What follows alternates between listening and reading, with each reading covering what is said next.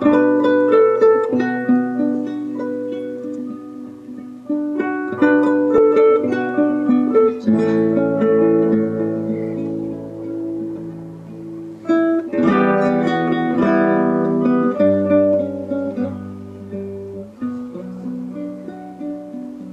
j'ai pas envie de rester jouer tout seul. J'ai envie de faire un bonhomme de neige. Tu viens?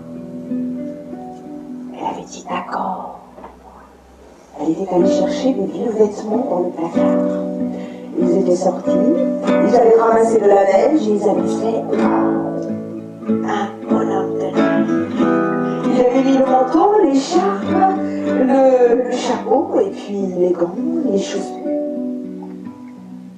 Et puis au is, il était monté dans les bras de sa maman, il avait fait 2 trous, il avait mis des cailloux pour les yeux, il avait mis une carotte pour le nez, une pomme dans la bouche.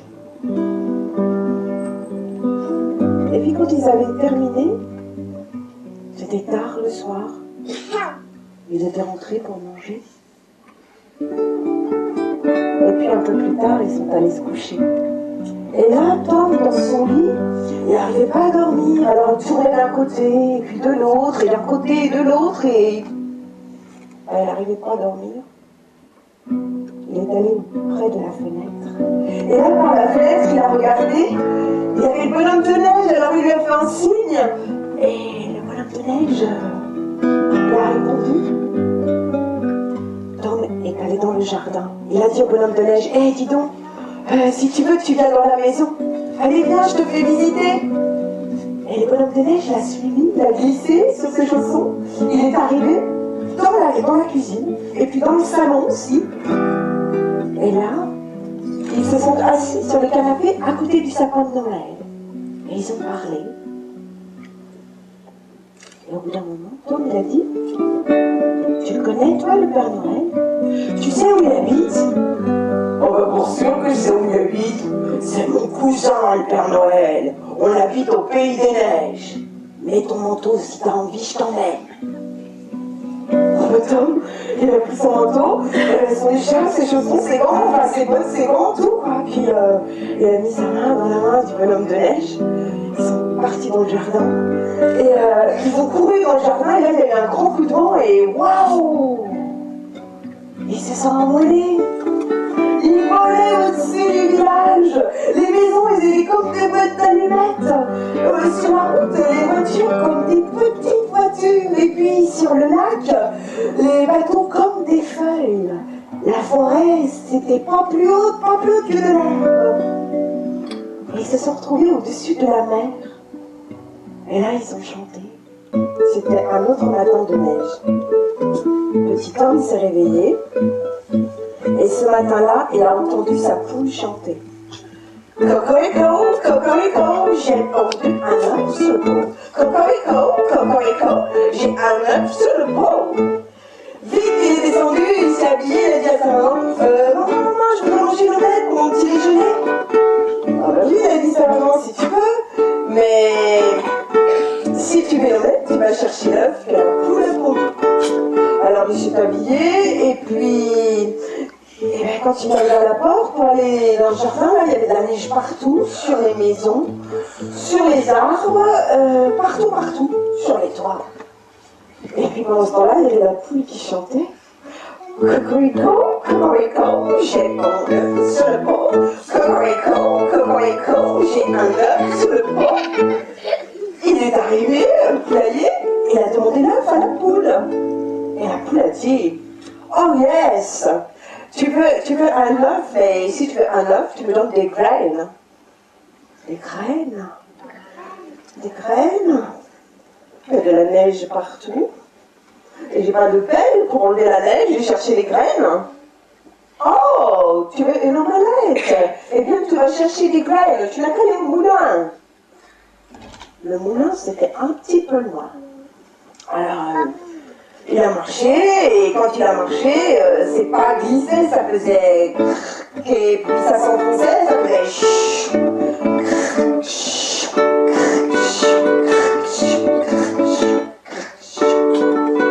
et il est arrivé au moulin. Au moulin, sur la fenêtre, il y avait un chat. Et le chat dit Miaou, qu'est-ce que tu veux? Miaou. Je voudrais des graines. Ah, tu veux des graines? Eh bien, je te donnerai des graines si tu me donnes du lait. Oula, il va faire. Du lait? Il n'y avait pas d'épicerie. Il n'y avait pas de vache. Alors le chat a dit, tu veux du lait? Je veux du lait. Tu veux des graines? Alors tu vas à la ferme. Alors, crac, chiou, crac, chiou, crac, chiou, crac, chiou, crac, chiou, crac, chiou. Au milieu de cette terre toute blanche, il y avait une maison toute ronde, toute lisse, toute blanche de glace. Il a fait le tour et il n'y avait pas de porte, pas de fenêtre. Juste sur le toit, au sommet, un petit trou par lequel s'échappait un mince filet de fumée. Il a escaladé la maison et quand il est arrivé tout en haut du trou, il a regardé à l'intérieur. Oh, il y avait une vieille femme laide, moche, elle avait des bras longs, secs comme des branches, au bout des mains, des doigts crochus, et puis des cheveux longs, blancs comme des fils d'un toile d'araignée. Elle était laide, moche, il a craché, ça lui a échappé. Le crachat est tombé sur la tête de la vieille et il pleut. Il pleut dans ma maison, c'est bien la première fois. Tom a eu le temps de se cacher. Elle est revenue, il a mis sa tête, et là la vieille, avec ses doigts crochus, elle l'a attrapé. Dis donc petit, tu crois que c'est parce que je suis vieille que je n'y vois pas? Eh bien, tu vois, je vais te donner à manger quand tu seras bien gros, bien gras. Je te mangerai. Elle l'a jeté dans un coffre. Quelle jolie maisonnée! Un chat qui est arrivé et elle a dit j'ai froid, est-ce que je peux rentrer? Il n'y a pas beaucoup de place, mais à deux, nous serons moins frileux. Alors, le chat minou, il est entré, il a fermé la porte, et il est allé au fond, tout près de la cheminée, puis il s'est mis à côté de l'oiseau, il s'est pelotonné à côté de lui, comme ça, et il a réchauffé. Ils étaient bien au chaud, comme ça. Et puis là, dehors, il y a une petite chienne qui est arrivée, elle était toute excitée, une chienne coquette, cachetée, waouh, quelle jolie cabane! Waouh, je suis toute mouillée, est-ce que je peux rentrer? Il n'y a pas beaucoup de place, mais à trois, nous serons moins frileux. Miaou, viens donc te sécher, tu peux rentrer. La chienne coquette cachetée est entrée.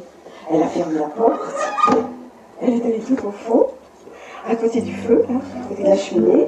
Elle s'est mise à côté du chat, et puis ils se sont serrés comme ça, ils se sont calmés, ils avaient chaud, ils étaient bien. Et là,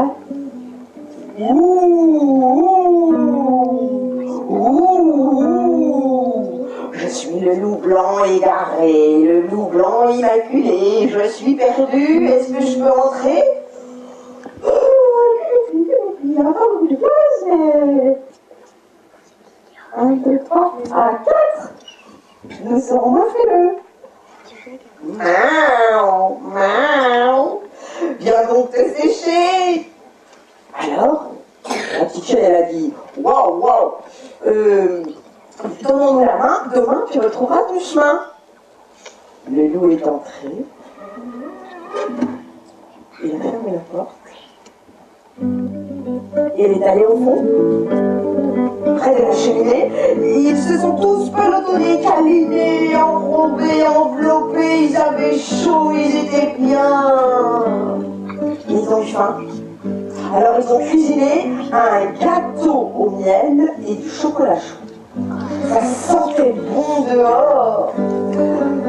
Et là est arrivé un ours mal léché, affamé. J'ai faim.